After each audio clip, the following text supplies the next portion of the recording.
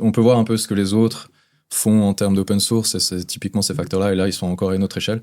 Ils ont été très contraints aussi, il faut voir dans leur historique, ça fait depuis 2021 ou 2022, ouais, ils avaient de la peine en fait à obtenir des GPU efficaces depuis l'étranger, parce qu'on limitait en termes de flops et puis d'interconnexion, de communication dans les puces, pour pas que la Chine puisse avoir une densité d'IA forte.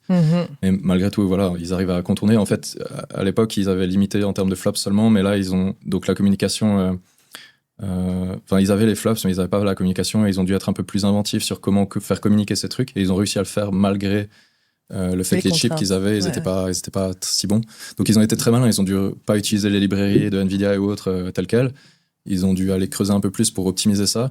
Et en fait, en faisant ça, ils ont sorti 2-3 trucs intéressants que tout le monde peut maintenant utiliser. Probablement qu'OpenAI le feront déjà, on ne sait pas exactement. Mais pour le reste de la communauté, ça a une valeur.